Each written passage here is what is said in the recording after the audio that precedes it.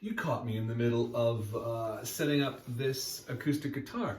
Now, I want to talk about not so much setting up the acoustic guitar, but the principle behind setting up the acoustic guitar. And generally speaking, setting up the acoustic guitar, you have to change things. In this case, I have to change things so much that I am actually altering the bridge. Normally, in an acoustic setup, well, what you would hope would be normal, if you want to lower the strings, you straighten the neck a little bit and you shave down the saddle to lower the strings. Then you do the nut slots.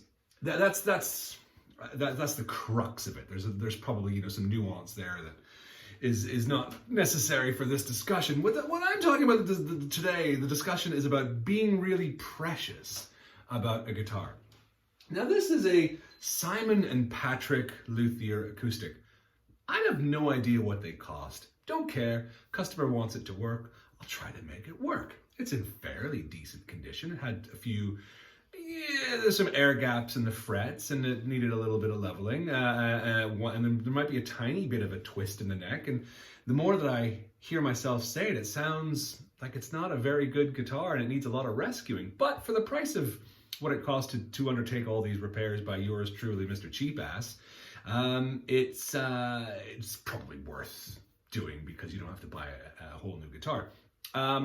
Now, in doing this, what I have to do is, the strings were so high that I needed to lower the saddle a certain amount. And by lowering the saddle that certain amount, what was going to end up, by doing the math, what was going to end up happening was the strings were going to be almost touching the actual bridge. The saddle was going to be just barely clearing the bridge. Now I want a little bit of break angle behind the bridge, to get into the holes here. And that, so the bottom of the bridge trench, if you want to call it that, stays exactly the same, and the saddle goes to a certain height. So I need to really take the top end of the bridge here and lower it. Now, this may horrify some people because they could very well say, "Well, that's not how the guitar was designed. You're changing the design of the guitar. That's terrible." Now, look. Let's be realistic here. I don't know how this guitar was designed. I don't know who built it. I don't know who made it. But we are well past the stage of design when it's unplayable. If you can't play it, you can't play it. So what are you going to do? Like send it back to them and tell them to redesign it and rebuild it? Or what are you going to maybe take this bridge off and install one that's smaller? Why would you do that when you just take the original and just shave it down to make it smaller? If it's going to be smaller, it's got to be smaller. How else do you want it to happen? Now, the owner of this guitar is not the person that I'm talking to. I don't even know who I'm talking to, but there are purists out there. Purists really, really grind my gears because they seem to want everything to be perfect and they don't want to change it. They need it to change, but they don't want it to change. There's some psychotic guitarists out there, and not just guitarists, just people in general. The last time that I did a purely scientific study, I discovered that guitarists are actually people. This may come as a big shock to you, I know. See, I think I'm just I think I've made my point and I'm just ranting now. So I'll try to loop this up, try to close it up with reinforcing my point that, sometimes you just have to modify a guitar. There's no real way of going around that. And in order to modify something, you have to change it from the original. And if you're faced with that situation and you don't want to change the original, but you want it to change, do you see where this is going? You're crazy. So you're just going to have to give it up sometimes and maybe admit that the guitar you bought wasn't so hot to begin with and it needs to change. And even if you did buy an amazing guitar and it needs to change, it just needs to change. So it's either going to be some ranting lunatic like me doing it, or someone you've never met who's very precious themselves, or they say they're precious, but really they're just doing exactly the same thing that I'm doing.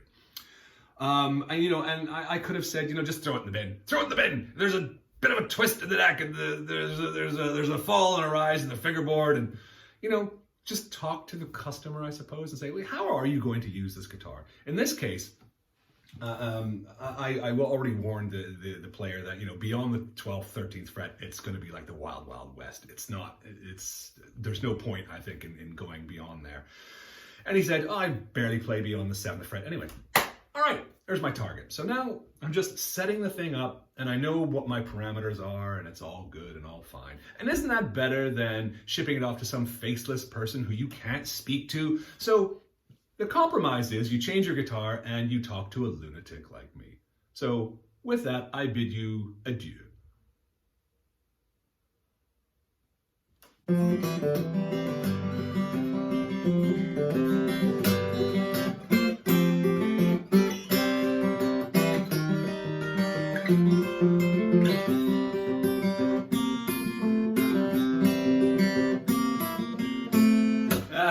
So, an addendum. I should say that in order to set up a guitar, an acoustic, in order to lower the strings, shaving the bridge and the saddle isn't the only way to do it. And as I mentioned, the truss rod can help you there. There is a thing called a bridge doctor. And I have used a bridge doctor in the past. I've used them on a few occasions. And I've never got dramatic results from them. And again, a bridge doctor usually entails drilling through the bridge, so you're making a modification there. So I just wanted to clear that up in case there was any kind of, I made any kind of inclination that my methods were the only methods. No, I'm sure there are other things.